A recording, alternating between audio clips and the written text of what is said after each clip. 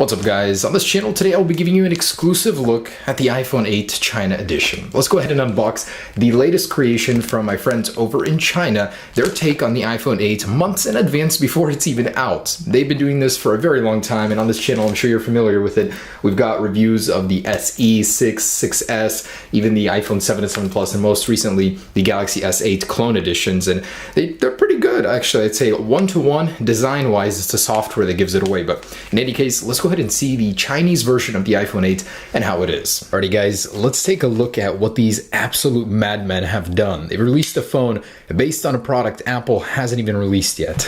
Very, very curious how this one's gonna work out with the new redesign and everything. Always packaged like they're smuggling something over the border, that's for sure. Let's go right in the middle here. Alrighty, here it is. Ooh, nice. Product red iPhone 8. They even included a screen protector for a 4.7-inch iPhone. All right, a little pointless there.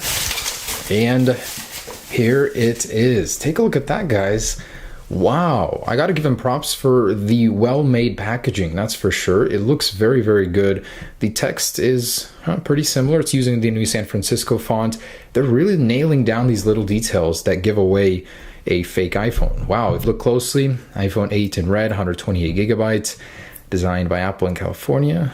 Even a model number that I don't believe belongs to anything. Current ones start with a 5, A15. And oh man, this is where the details start faltering. Look at that. It's sideways a little bit. Apple would never do that, and it's cut off. But iPhone 8, AirPods with remote and mic, lightning to USB cable. Cool, cool. All right, so there is the red one. I gotta say, it looks very, very good. I like the packaging. They did well. Now I have another color here too I'm gonna unbox. Let's take a look at these. I believe there's a gold one in here and a silver, I think. All right, nice. There's the silver one. And it doesn't have the product red. Very, very good attention to detail. I noticed that the text placement has changed when that logo's not in there. The color is coordinated with the color of the device on the side, so very nice. They really need to fix the mistake with the misaligned text though. Okay, let's go ahead and unbox the red one just because I think it looks the best here. So hopefully the product inside has that same attention to detail. And here it is, guys, the moment we have been waiting all 9 months for. The iPhone 8. Nice. They even copied Apple packaging now with this. This is the most well-packaged device ever. Do they have Apple stickers? Please, please tell me. Nope. But hey, they do include something Apple doesn't, a SIM ejector tool. All right, here she is, guys. Something Apple would never do with a device without a home button is put a home button cutout on this protector, which I don't know why it needs one, but oh, everything just comes out here. So you have wired AirPods. They actually come with a lightning connector now. Dang, these guys are very crafty. And stuff you shouldn't use, these adapters. Here's what we came for, or what I bought this for. The SK Concept, not the Batman one from the Galaxy. And the front looks a little funky. Let's see what's going on here. Let me peel this off. Very interesting. A crazy difference from what we've heard before, that it would be a full screen display. It would be going all around and up top. Nope, but this one has a little cutout that looks like it's rounded corners, but if you look very closely, it's a lot like the Galaxy one without the rounded corners. So funky looking on the front. Literally all they did was add a little bit of vinyl to the existing iPhone 7 design. The red color is a little weird. It's like glossy. It's definitely a different shade of red. It doesn't have the matte effect going on, and it's a little more pinkish, orangish. Very interesting. The text on the back doesn't include the product red logo for whatever reason. And as you can see, it's reflective in silver, just like the Apple logo. So little tiny details here that are different than the real thing. Camera lens, probably a dud in there, but pretty tiny, especially compared to the one-to-one specs. It's a little bit elongated, different looking, but they tried, I guess. Power button here and some sort of plastic around it. It's not as elongated as it should be. It's even smaller than the stock iPhone power button, which is interesting. So little tiny design differences here. Not even one-to-one with the real thing size-wise. It's tinier. Front too. So let's go ahead and power it on and see what's lurking underneath the surface of this phone, which bastardized version of iOS. They got the splash screen right, but immediately it's apparent that the display just isn't there. So if you're trying to spoof somebody and sell this to them under the guise of an iPhone 8, it's not gonna work. I mean, it's immediately apparent. And it is incredibly thin though for what it is. It's even thinner, I believe, than the official model. Yeah. Wow, so they got that right. All right, and here it is. Press home to open. Oh yeah, I just realized this has no home button. Oh, it does though. So it's a capacitive home button underneath this little border chin area over here. So it's not actually on the screen, but I gotta say it looks pretty good. The display is pretty sharp actually. It's wow, pretty fluid, I must say. Looks quite good. Unfortunately, it's not running a clone of iOS 11, which is what I was hoping it would. No sort of shortcuts here. Basically, whoa, what's going on there? Some sort of glitch. It's got assistive touch on. Let's go ahead and see what this thing is running. Pretty close. The font's a little bit off. 11.0.1. Whoa, that is so funny. Apple seems to have updated iOS 11 without us even knowing it, before the real one is even out. Interesting. 32 gigabytes, available 28 even. Cool. So pretty close here. It's got all the telltale signs, but I'm disappointed they didn't go and change all of the little things in iOS 11. They just made it seem like iOS 11. So there's Spotlight, nothing really going on here. Edit, pretty close interface. So let's check out Spotlight. Notifications, a little bit interesting.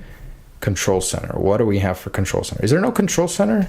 You're kidding me. Oh, okay, there it is. So iOS 11 Night Shift. This is the iOS 10 one, but you do have the 2 pages. Very, very good. Let's see if there's a sort of 3D touch control here. Oh, there is. So if you hold on an icon, you get the 3D touch interface. I don't think it works in the Control Center. Anyways, I'm not able to get it to work. That's weird. This doesn't actually change the brightness until you let go, so you don't really know where it's going until you let go. So little flaw there for you guys. It's got the old icons, which is a little bit weird to see. I've gotten so used to the iOS 11 ones. Safari is Chrome, of course. There's obviously no fingerprint sensor anywhere, not on the back, not on the front. But for something so cheap, this is not bad. It's not as slow and laggy as any other clones I've personally used. Let's go ahead and download Geekbench and Antutu and see what this thing is running. Listen to this, they put the old lock sound in the new iPhone 8. That hasn't been around forever, and there it is. Alrighty, so we got a score of 22,735, almost to 1/4 the score of an official iPhone 7. Ooh, I like how they put iPhone 8 in there, running Android 6.0. Nice. Holy crap, this thing runs hot. Just wanna see. Whoa, 104 degrees, 105. Oh my goodness, this thing is really, really hot. The Geekbench sure is pushing it to its limits here. 105 degrees in your hand. Jeez, I had no idea modern smartphones go this low. 1,184 multi-core score with a 379 single-core score. What in the world? How is this even possible to use a phone this slow? But this is the iPhone 7. So thank goodness finding solace in that 5,913 multi-core score. Amazing. Anyways, guys, that is ridiculously slow. So performance-wise, the UI is pretty responsive. I'd have to say, like, they nailed that part down. It looks good. I wish they copied the iOS 11 style, but let's go ahead and test out that vertical camera. There must be so many improvements. I mean, Apple has completely taken the camera and swapped it sideways. This must mean good things for the camera quality. Let's go ahead and test it out. They did scam you on one thing, though. You can't actually change the video quality or any of those. It's just a placeholder. So 1080p 30 frames per second it is, I guess. Guys, I'm truly sure you're not ready for vertical lens camera video, so try not to be too shaken right now.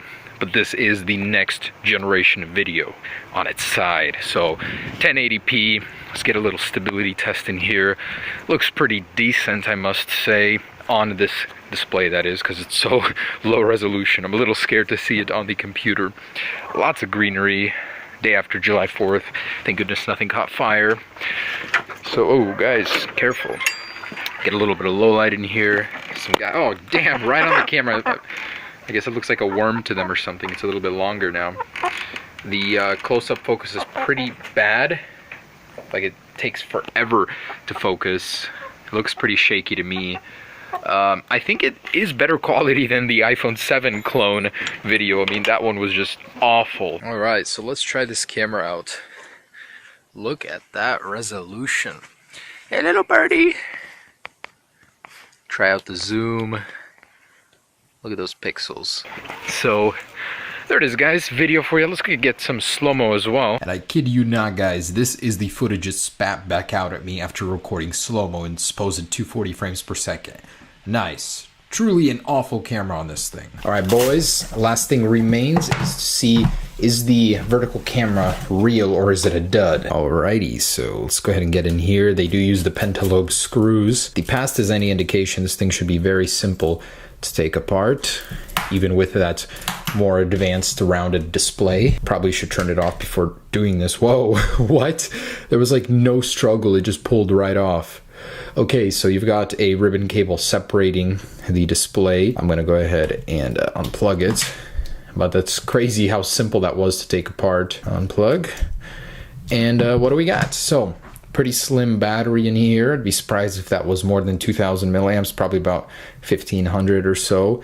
You do have a pretty complex inside. I've got to say this is one of the most complex after the Galaxy S8. The old ones were pretty basic. We can see that the camera is right here, the sensor for it. That means the one on the bottom is absolutely a dud. And the very interesting thing is the flash seems to be a 4 LED flash. So they actually copied that. So there are 4 little mini LEDs in there. It's quite bright when I turned it on. We can see here the SIM card, and this looks to be an SD card expansion here. So, pretty nice. Let's go ahead and test the speaker. I'm actually curious to see how that sounds, but it looks good. Actually, machined aluminum here, as you can see in the back. So this is for sure plastic, just a little plastic layer there.